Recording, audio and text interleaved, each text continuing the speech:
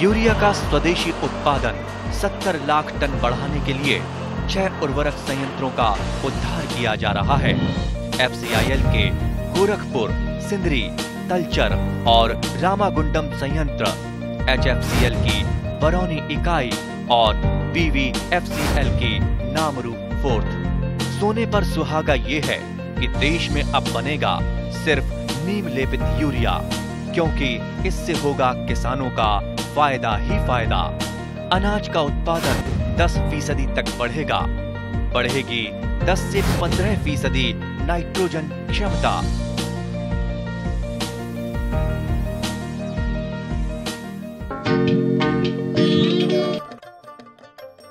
গুণগত মানৰ মীন পোনা মেলন আশানুৰূপ মীন উৎপাদনৰ প্ৰাথমিক পূৰ্ব চৰ্ত। অৰ্থাৎ পোনা গুণগত মানদণ্ডৰ হলেহে সন্তোষজনক মীন উৎপাদন সম্ভৱ। সেয়েহে গুণগত মানৰ মীন পোনা মেলন সময়ৰ আহ্বান। ৰাজ্যত গুণগত মানৰ মীন পোনাৰ উপলব্ধতা নিশ্চিতকৰণাৰ্থে অসম মীন পোনা আইন 2005 আৰু তাৰ আধাৰত অসম মীন পোনা নীতি 2010 বলবৎ কৰা হৈছে। দেশৰ ভিতৰতে এনেধৰণৰ এয়া প্ৰথম প্ৰচেষ্টা। মীনপোনা উৎপাদক এজনে এই দিশসমূহ জানি লৈ কাৰ্যত পৰিণত কৰাটো একান্তই বাঞ্ছনীয়। এনে এজন আদৰ্শ মীনপোনা উৎপাদক হ'ল নলবাৰী জিলাৰ উজানমাৰা বৰুৱাচুক অঞ্চলৰ জয়নুৰ আলী। প্ৰগতিশীল মীনপালক জয়নুৰে নিজৰ পামৰ বাবে প্ৰয়োজনীয় গুণগত মানৰ পোনাখিনি নিজে উৎপাদন কৰি লোৱাৰ উপৰিও উপৰঞ্চিখিনি বিপণন কৰে। স্থানীয় মীনপালকসকলেও থাউকতে গুণগত মানৰ পোনা লাভ কৰি যথেষ্ট উপকৃত হৈছে জয়নুৰৰ মীনপোনা উৎপাদন কেন্দ্ৰটিৰ পৰা। গুণগত মানৰ মীনপোনা আৰু জয়নুৰৰ পোনা উৎপাদন কেন্দ্ৰটি সম্পৰ্কে কিছু জনাইছিল নলবাৰীৰ জিলা মীন উন্নয়ন বিষয়া ত্ৰৈলোক্য হালৈয়ে। ইয়াতে মেইনলি ৰৌ, মিৰিগা, ভকুৱা, grass cup, silver cup, common cup এইখিনি মাছৰ পোনা উৎপাদন কৰা হয়। তাৰোপৰি ভাঙোন মাছৰ আজিকালি ডিমাণ্ড বহুত আছে, ভাঙোন মাছৰ তেওঁলোকে কৰে। ইয়াৰ যিখিনি প্ৰজননক্ষম মাছ, সেই মাছখিনি তেওঁ ক'ৰ পৰা আনে? প্ৰজননক্ষম মাছখিনি তেওঁলোকৰ নিজৰ পুখুৰীতো আছে, প্লাছ ধৰক এবছৰ যদি তেওঁলোকৰ পুখুৰীৰ পৰা ব্যৱহাৰ কৰে, নেক্সট বছৰ বেলেগ পুখুৰীৰ পৰা লৈ আহে। আহি ইয়াতে 3 মাহ বা 4 মাহ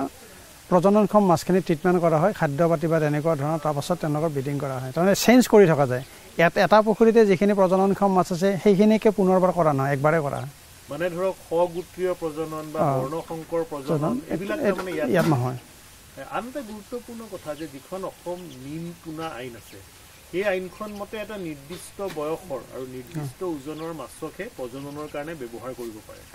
ইয়াত সেই কথাখিনি মনা হয়নে? নহয়, নিশ্চয় মনা হয়। কাৰণ ইয়াতে মীন আইন বা মীন আইন আমাৰ যিখন আছে, মীন পোনা আইন বা মীন আইন, আমি এইখিনি পালন কৰাৰ কাৰণে অলৰেডি মানুহবিলাকৰ মাজত এৱাৰনেছ পাতিছোৱে আৰু পাতি থাকোঁ আমি বছৰেকত। আৰু আমাৰ ৱেইট যিটো আছে, ধৰক ৰৌ মাছ এটা 1 কিলোৰ তলত হ'ব নালাগে, 1.5 কিলো বা 2 কিলো বা তেনেকৈ ধৰণৰ ভকুৱা মাছটো 2 কিলোৰ ওপৰত হ'ব লাগে, গ্ৰাছ 2 কিলোৰ ওপৰত হ'ব লাগে। তেনেকুৱা মাছখিনি আমি তেওঁলোকক কোৱা আছে যে তেখেতসকলে তেনেকুৱা মাছৰ পৰা এবিধেই তেওঁলোকে ব্ৰিডিং কৰক, ব্ৰিডিং পুলত মিক্স যাতে নকৰে। সাধাৰণতে কোন সময়ত আৰম্ভ কৰে তেওঁলোকে? জেনেৰেলি এপ্ৰিলৰ লাষ্টৰ ফালৰ পৰাই ব্ৰিডিংটো ষ্টাৰ্ট হয়। কিন্তু কিছুমান ক্ষেত্ৰত কি হয়, পানী বৰষুণৰ ওপৰত আমাৰ যিহেতু নিৰ্ভৰশীল, আমাৰ খেতিটো বৰষুণৰ ওপৰতে হয়। গতিকে বৰষুণ যদি আগতীয়াকৈ হয় তেতিয়াহ'লে ধৰক মাৰ্চৰ লাষ্টৰ ফালে ব্ৰিডিং কৰিব পাৰি। যেন মানে হৰমনৰ বেজী তেওঁলোকে ব্যৱহাৰ কৰে। হৰমনৰ বেজী ব্যৱহাৰ কৰে। হৰমন বেজী ব্যৱহাৰ নকৰিলেতো নহ'ব। এটা আপোনালোকে কাৰিকৰীভাৱে তেওঁলোকক সহায় কৰে? হয়, নিশ্চয়। মানে যিখিনি ধৰক কাৰিকৰী দিহা পৰামৰ্শ আপোনালোকে প্ৰদান কৰে? কাৰিকৰী দিহা পৰামৰ্শ দিবই লাগিব, তেতিয়াহে আমি গুণগত মানদণ্ডৰ আমি মাছ পোনা পাম। নহ'লেতো মিক্স কৰি দিলে বস্তুটো আপোনাৰ গোটেইখিনি বেয়া হৈ যাব। আৰু ধৰক আমুৰ কাৰ্প বা এনেকুৱা যিবোৰ নতুন প্ৰজাতি আহিছে, সেইসমূহৰো পোনা উৎপাদন কৰে নেকি তেওঁলোকে? আমুৰ কাৰ্প আৰু আমাৰ যিটো জয়ন্তী ৰহু, এতিয়া যেহেতু জয়ন্তী ৰহুৰ আমাৰ ডিমাণ্ডটো বহুত বেছি যেহেতু আমাৰ নৰ্মেল ৰহুতকৈ জয়ন্তী ৰহুৰ কৰিব নোৱাৰে জয়ন্তী ৰহুটো তেওঁলোকে দেৱজিৎ বৰ্মনৰ পৰা আনি আছে আমৰ কাপটো তেনেকৈ আনি আছে আমৰ কাপত তেখেতসকলে এইবাৰ ট্ৰাই কৰাৰ কথা এটা মানে হয় আৰু আমি শুনিছো যে তেওঁলোকে পৰৱৰ্তী সময়ত মাগুৰ পোনা উৎপাদনৰ কাৰণেও প্ৰস্তুত হৈছে তেওঁলোকে যোৱা বছৰ ট্ৰাই কৰিছিলে কিন্তু সিমান এটা ছাকচেছ নহ'ল কাৰণ মাগুৰৰ টেকন'লজিটো সম্পূৰ্ণ বেলেগ এতিয়া আমি ভাবিছোঁ এইবাৰ তেখেতসকলক আমি যিমানখিনি পাৰোঁ টেকনিকেলি সহায় কৰিম মাগুৰ উৎপাদনৰ ক্ষেত্ৰত মাগুৰৰ পোনা উৎপাদন কৰিবৰ কাৰণে ইয়াৰ পোনাটো ক'লৈ যায় ইয়াৰ পোনাটো আমাৰ নলবাৰীৰ মাৰ্কেটৰ অভাৱ নাই যদি ভাল পোনা ইয়াতে বহুত পুখুৰী আছে ওচৰ পাজৰত ঠিক তেনেদৰে আমাৰ ইয়াতে হেটচাৰীও আছে কিন্তু বৰপেটা ডিষ্ট্ৰিক্টতো যায় নলবাৰীৰ বিভিন্ন ঠাইলৈকো যায় আৰু কেতিয়াবা কি হ'ল প্ৰথম অৱস্থাত যদি তেওঁলোকে পোনাটো উৎপাদন কৰে ৰঙিয়া মাৰ্কেটত তেওঁলোকে দিব পাৰে তাৰ পৰা বিভিন্ন ঠাইত গুচি যায় মাছ পোনাটো তাৰমানে তেওঁলোকে নিজৰ বাবে যিখিনি যিহেতু তেওঁলোকৰ 80 বিঘাৰ এখন নিজৰ পোনাটো তেওঁলোকে উৎপাদন কৰি লয় আৰু যিখিনি ৰাহি হয় সেইখিনি বিপণন কৰে আৰু তেখেতসকলে মীন বিভাগৰ যি পঞ্জীয়ন কৰিব লাগে বা মীন বিভাগৰ যিখিনি প্ৰশাসনিক নীতি নিয়ম এইখিনি সম্পূৰ্ণভাৱে পালন কৰি আছে কাৰণ তেওঁলোকৰ ৰেজিষ্ট্ৰেশ্যন আছে ৰেজিষ্ট্ৰেশ্যন থাকিবই লাগিব হেটচাৰী ওনাৰ হিচাপে আৰু তেওঁলোকে বছৰীয়া পোনা উৎপাদন কৰে বছৰীয়া পোনা মানে কেতিয়াবা কিছুমান ক্ষেত্ৰত কি হয় আপোনাৰ ধৰক পোনাটো বিক্ৰী কৰিলে ৰৈ যোৱাৰ পাছত তেওঁলোকে যিটো আমি ইয়াৰলিং বা কেৰি ডভাৰ চিট বুলি কওঁ সেইখিনিও বিক্ৰী কৰে সেইখিনি মাছৰ দামটো অলপ বেছি পায় তেওঁলোকে হয় অসম মীন পোনা নীতি 2010 অনুযায়ী মাছ পোনা উৎপাদনত ব্যৱহাৰ কৰা প্ৰজননক্ষম মাছৰ ন্যূনতম ওজন ভকুৱা চিলভাৰ কাৰ্প গাছ কাৰ্পৰ ক্ষেত্ৰত 3 কেজি ৰৌ মিৰিকা মাছৰ ক্ষেত্ৰত 1.5 কেজি কমন কাৰ্পৰ ক্ষেত্ৰত 1 কেজি আৰু কুৰি মাছৰ ক্ষেত্ৰত 500 গ্ৰাম হোৱাটো বাধ্যতামূলক তদুপৰি এনেবোৰ মাছৰ ন্যূনতম বয়স হ'ব লাগিব 2 বছৰ উল্লেখযোগ্য যে অসম মীন নীতি 2010 মৰ্মে থাইলেণ্ড মাগুৰ জাপানী কাৱৈ বিঘেদ এই তিনিবিধ মাছৰ উৎপাদন প্ৰতিপালন আৰু পৰিবহণ নিষিদ্ধ কৰা হৈছে ইয়াৰ ব্যতিৰেকে আইনমতে দণ্ডনীয় হ'ব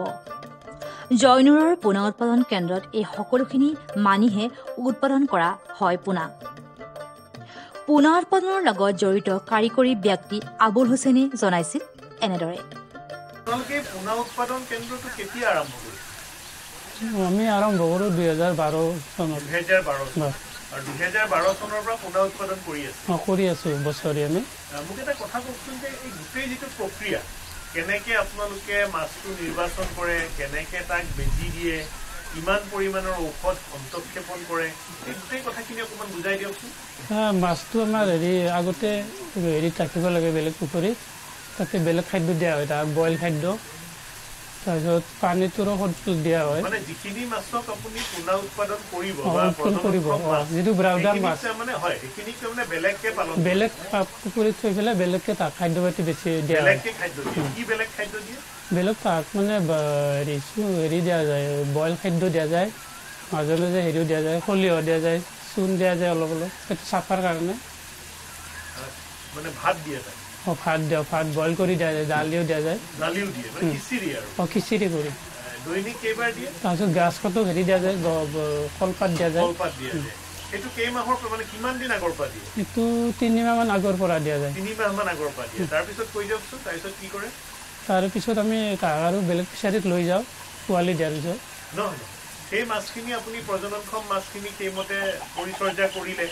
তাৰপিছত মাছখিনিক আপুনি কেনেকৈ নিৰ্বাচন কৰে কেনেকৈ বেজি দিয়ে নিৰ্বাচন মেল ফিমেলটো আমি চাই লওঁ ফিটটো কোনটো হৈছে সেইটো তাৰমানে কাণটো চাই পেলাই কেনেকৈ গম পায় কোনটো মতা কোনটো মাইকী সেইটো লাৰিলে তাৰ কাণটো লাৰিলে আমি গম পাওঁ যিটো মতা সেইটো তাৰমানে হেৰি সতা কাণটো আৰু মাইকীটো হেৰি একদম মিহি সেইটো আমি লাৰিলে গম পাওঁ তুলে লাৰি চাওঁ তাৰপিছত কি কৰে তাৰপিছত থৈ দিওঁ তাৰপিছত হেৰি বেডিঙত আনি পেলাই হিটৰ কাৰণে বেজি দিয়া যায় এইটো হৰমন ইনজেকশ্যন দিয়া যায় গণপুৰক FH2 ব্যৱহাৰ কৰোঁ এইটো তাৰমানে পাৰ কেজি ইয়াত লিখা আছে সেইমতে দি দিওঁ দি পেলাই আমি আৰু ইয়াত থৈ দিওঁ সত্তৰ কাৰণে তাৰপিছত ৰাতি পোৱালি কণীটো এৰাৰ কাৰণে দি দিওঁ তাৰপিছত এৰি পেলাই তাক আৰু বেলেগত বেডিঙত থৈ দিওঁ তাৰপিছত আৰু ফিচাৰীত লৈ যাওঁ কণীখিনি ৰাখি কণীখিনি ছাৰ একদিন পিছত হেৰি হয় ফুটি যায় তাৰপিছত আপুনি ভুন পোনা পায় তাৰপিছত 5 দিন লাগে ৰানিং ইয়াত ৰাখিব লাগে তাৰপিছতে পোনাটো হৈ যায় সেইখিনি আপোনালোকে পোনপটীয়াকে বিক্ৰী কৰে নে সেইখিনি নাৰ্চাৰী পুখুৰীত লৈ যায় এইটো নাৰ্চাৰী লৈ যাওঁ আৰু কাৰোবাক যদি লাগে সেইখিনি বিক্ৰী কৰোঁ আমি সেইখিনি সময়ত কি খাব দিয়ে তাক আমি পনীয়া বস্তু খাদ্য কি খাব দিয়ে প্ৰথম আমি মিঠাতেল দিব লাগে পিয়ৰ তাৰপিছত এই চিপি দানা গুড়া এটা আছে সেইটো দিব লাগে আৰু খলিহ জিকাই দিব লাগে খলিহটো পিছত লাগে খলিহ 10 দিনমান পিছত লাগে কি প্ৰজাতিৰ পোনা উৎপাদন কৰে আমাৰ কৰোঁ চিলভাৰ বিকেট গ্ৰাছ ৰৌ মিৰ্কা ভাঙন কমল চাহিদা ৰৌৰ চাহিদা বেছি গ্ৰাছৰ চাহিদা বেছি আছে চিলভাৰৰ কম অলপ ক'ত বিক্ৰী কৰে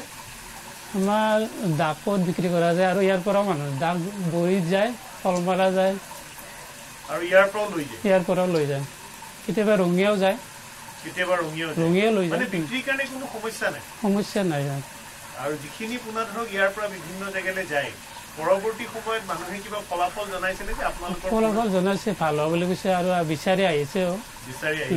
বছৰেকত কিমান মান ডাঙৰ হয় আপোনালোকৰ পোনাটো আমাৰ বছৰত নিজৰ পোনাইটো ইয়াত পালন কৰে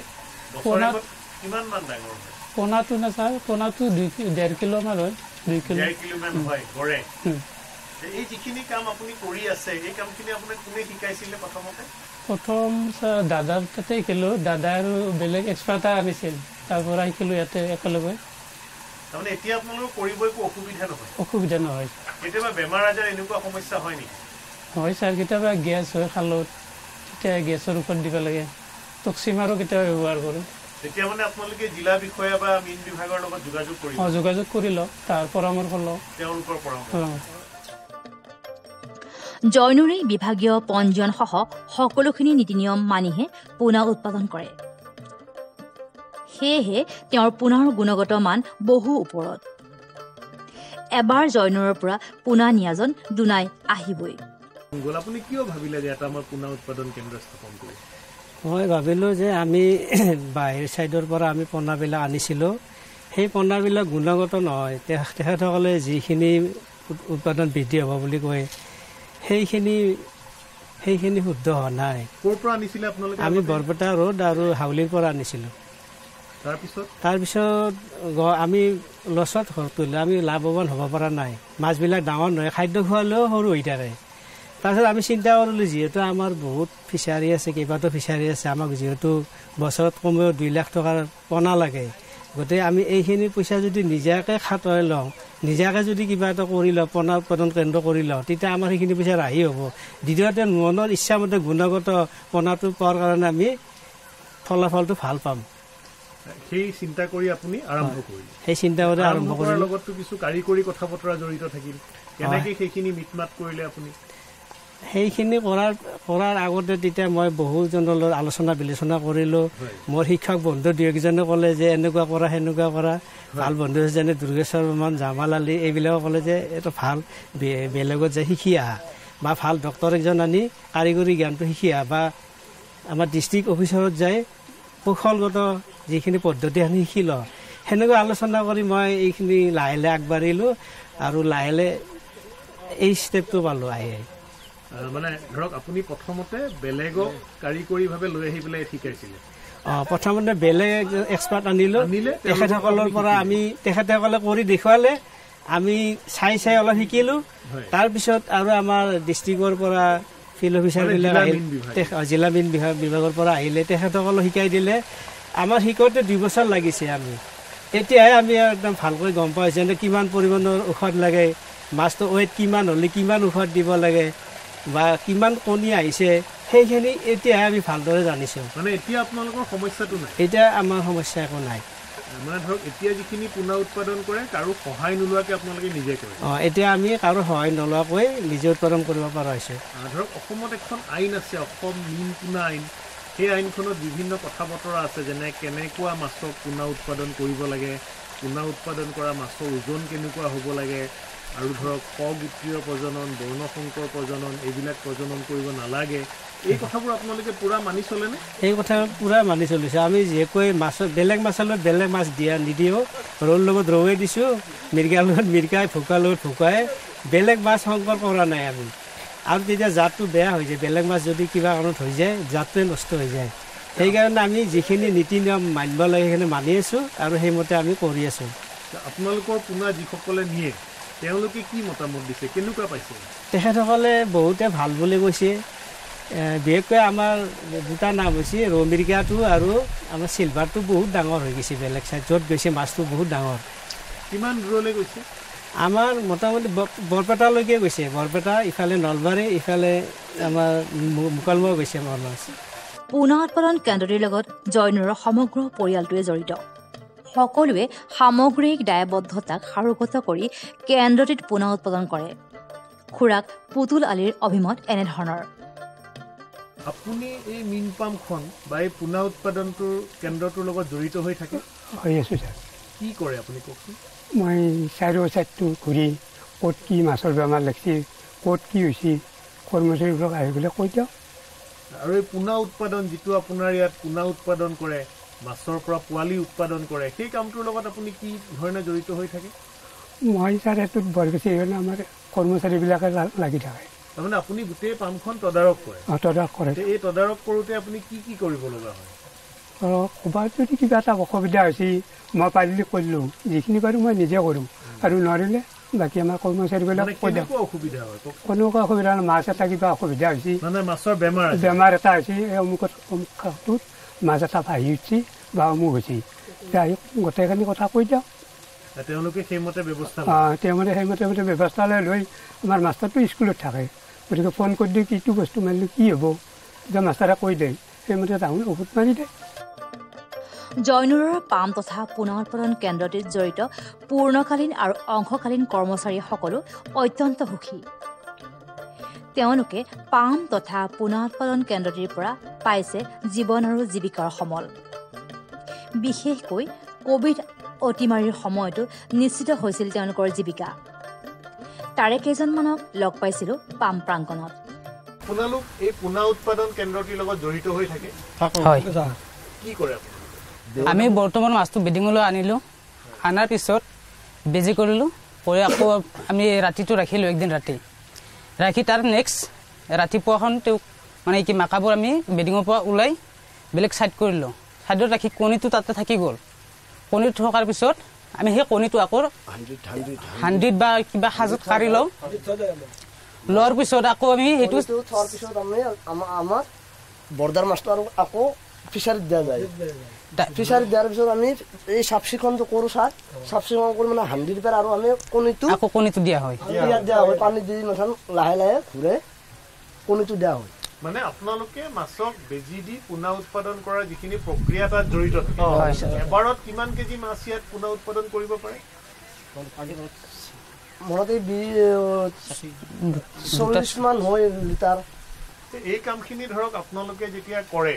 তেতিয়া ধৰক যিবিলাক মাছক ইয়াত বেজি দিবৰ কাৰণে আনে সেইখিনি আপোনালোকৰ নিজৰ মাছ নে বেলেগৰ নিজৰে মাছ কি প্ৰজাতিৰ মাছক বেজি মাৰে আপোনাৰ গ্লাছও কৰা যায় ভৌকা কৰা যায় গ্লাছ কাপ ৰৌ মিৰ্গা চিলভাৰ আৰু ভাঙোন কিমান ওজনৰ মাছক কৰে আপোনাৰ ছাৰ ভৌকাটো হ'ল 6-7 কিলোৰ আৰু গ্লাছটো 5 কিলো 4 কিলোৰ আৰু ৰৌ মিৰ্গাটো হ'ল 2-2.5 কিলোৰ তেনেকুৱা ধৰণৰ মাছ এনেকুৱা ধৰণৰ এই যে যিখিনি পোনা উৎপাদন আপোনালোকৰ ইয়াত হয় বিক্ৰী কৰিবৰ কাৰণে আপোনালোকে লৈ যায় নেকি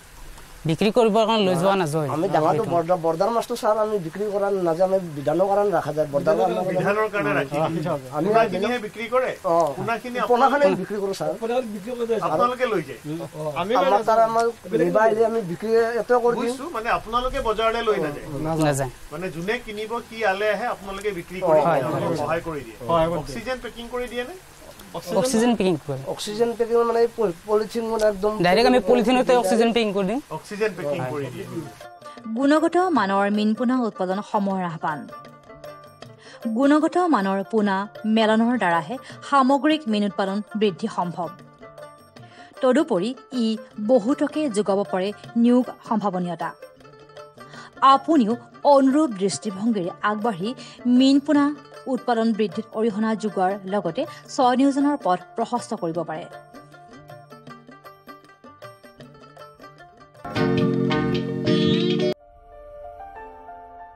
ভাৰত চৰকাৰৰ প্ৰতিটো প্ৰয়াস কৃষকৰ প্ৰগতিত দি আছে এটা নতুন বিশ্বাস।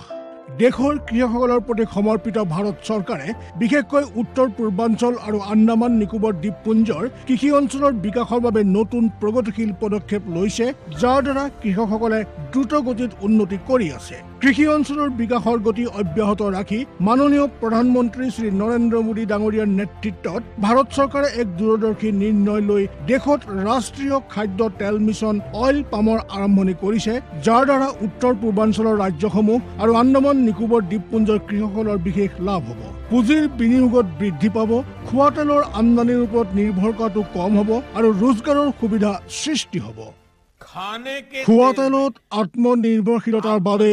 এতিয়া ৰাষ্ট্ৰীয় খাদ্য তেল মিছন অইল পামৰ সংকল্প লোৱা হৈছে। নৰ্থ ইষ্ট আৰু আন্দামান নিকোবৰ দ্বীপপুঞ্জ এনেকুৱা অঞ্চল য'ত সহজে পামৰ খেতি কৰিব পৰা যায়। পাম অইলৰ উৎপাদন হ'ব পাৰে। এই মিছনৰ অধীনত অইল পামৰ অঞ্চল আৰু উৎপাদন বঢ়োৱাত জোৰ দিয়াৰ বাবে চৰকাৰে 11,000 কোটি টকাৰো অধিক সাহায্য ৰাখি নিৰ্ধাৰিত কৰিছে। মিছনৰ অধীনত চৰকাৰে অইল পামৰ খেতিৰ বাবে ৰোপণ আদিৰ সহায়ত বৃদ্ধি ঘটাই পূৰ্বতে পাবলগীয়া প্ৰতি হেক্টৰত 12,000 টকাৰ পৰা বঢ়াই প্ৰতি হেক্টৰত 29,000 টকা কৰি দিছে। পুলি ৰোপণ সামগ্ৰীৰ অভাৱ দূৰ কৰাৰ বাবে বীজৰ উৎপাদন কৰাৰ বাবে বাগিচাকো সাহায্য প্ৰদান কৰা হ'ব, যাৰ অধীনত প্ৰতি হেক্টৰ ক্ষেত্ৰফলৰ অইল পামৰ উদ্যানৰ বাবে 1 কোটি আৰু নাৰ্চাৰী বিকাশৰ বাবে 50 লাখ টকাৰ ব্যৱস্থা আছে। 30 বছৰীয়া পুৰণা বাগিচাৰ পুনৰুদ্ধাৰৰ বাবে প্ৰতি পুলিত 250 টকাৰ এককালীন অনুদান দিয়া হ'ব। উত্তৰ পূৰ্বাঞ্চল আৰু আন্দামানৰ বিশেষ সাহায্যৰ অধীনত তাৰ অঞ্চলৰ গাঁথনি, জলবায়ু আৰু অন্য পৰিস্থিতি অনুসৰি বিভিন্ন দিশত যেনে হাফ মুন টেৰেছত প্ৰতি হেক্টৰত 4,000 টকা, জেওৰা, বায়'ফেন্সিং তথা লেণ্ড ক্লিয়াৰেন্সৰ বাবে প্ৰতি হেক্টৰত 7,000 টকা আৰু একত্ৰিত খেতিৰ বাবে প্ৰতি হেক্টৰত 10,000 টকাৰ ব্যৱস্থা আছে। প্ৰাৰম্ভিক 4 বছৰৰ সময়ত ৰক্ষণাবেক্ষণ আৰু অন্তৰ্ফচলৰ বাবে প্ৰতি হেক্টৰত 50,000 টকাৰ ব্যৱস্থা আছে। কৃষকৰ বাবে ৰোজগাৰৰ সুবিধা সৃষ্টি কৰা আৰু উদ্যোগসমূহক উদগনি জনোৱাৰ বাবে 5 মেট্ৰিক টন প্ৰতি ঘণ্টা ক্ষমতাযুক্ত নতুন পাম অইল মিছনৰ প্ৰতি গোটৰ বাবে 5 কোটি টকালৈকে অনুদানৰ ব্যৱস্থা আছে আৰু ক্ষমতাত বৃদ্ধি পালে অতিৰিক্ত ধনৰাশিৰো বিকল্প আছে। আমাৰ দৰে কৃষকৰ অইল পাম মিছনৰ পৰা বহুত আশা আছে। আমাৰ লাগিছে এই যোজনা আমাৰ বাবে লাভজনক হ'ব আৰু ইয়াৰ দ্বাৰা আমাৰ উপাৰ্জনো বাঢ়িব। অইল পামৰ কৃষকসকলে সতেজ ফলৰ থোক অৰ্থাৎ FFB উৎপাদন কৰে, যাৰ বৰ্তমান মূল্য আন্তঃৰাষ্ট্ৰীয় মূল্যত হোৱা উঠানামাৰ আধাৰত নিৰ্ণয় লোৱা হয়। প্ৰথমবাৰ কেন্দ্ৰীয় চৰকাৰে সতেজ ফলৰ থোকৰ মূল্যৰ বাবে কৃষকসকলক আশ্বাস দিছে। ইয়াক প্ৰকৃত মূল্য বা BP বুলি ক'ব পাৰি, অৰ্থাৎ কৃষকসকলৰ কোনো লোকচান হ'বলৈ দিয়া নহ'ব। এই ব্যৱস্থাৰ দ্বাৰা কৃষকসকলৰ বজাৰৰ মূল্য উঠানমাৰ পৰা সংৰক্ষণ প্ৰাপ্ত হ'ব। প্ৰকৃত মূল্য BP নিৰ্ধাৰণ কৰাৰ আৰম্ভণি 1 নৱেম্বৰৰ পৰা হ'ব আৰু অহা বৰ্ষৰ 31 অক্টোবৰলৈকে অব্যাহত থাকিব। ইয়াক অইল পাম বৰ্ষ বুলি কোৱা হ'ব। ইয়াৰ দ্বাৰা উত্তৰ পূৰ্বাঞ্চলৰ ৰাজ্যসমূহ আৰু আন্দামান নিকোবৰ দ্বীপপুঞ্জত খেতি বৰ ভাল হ'ব আৰু কৃষকসকলে আনন্দৰ হাঁহি মৰাৰ এটা নতুন কাৰণ পাব। किसान भाइयों गांठ बांध लो, गांठ बांध लो, बहुत बहुत है काम की, समृद्धि के पैगाम की। मिट्टी के मिजाज को समझो, मिट्टी के हर राज को समझो, मिट्टी की तुम जांच कराओ, मुफ्त सॉइल हेल्थ कार्ड ले जाओ। कभी मुनासिब बीज लगाओ, सही किस्म की खाद ले आओ, जितनी जरूरी उतनी डालो, सही मात्रा खुद पहचानो, इसको अपना मंत्र बना लो, मिट्टी की सेहत तो जानो। बात बहुत है काम की, कम लागत अधिक वरदान की, किसान भाइयों गांठ बांध लो। आज ही मिट्टी की जांच कराएं, राज्य सरकार के कृषि अधिकारी से संपर्क करें और मुफ्त में सॉइल हेल्थ कार्ड पाएं। कृषि और किसान कल्याण मंत्रालय द्वारा किसान हित में কৃষকসকলৰ বিভিন্ন সমস্যাৰ সমাধানৰ লগতে শেহতীয়া প্ৰযুক্তি আৰু প্ৰয়োজনীয় আনুষংগিক দিশৰ বিষয়ে জানিবৰ বাবে চাবলৈ নাপাহৰিব কৃষি দৰ্শন। প্ৰচাৰিত হয় প্ৰতি সোমবাৰৰ পৰা শুকুৰবাৰলৈ সন্ধিয়া 5:30 বজাৰ পৰা 6 বজালৈ।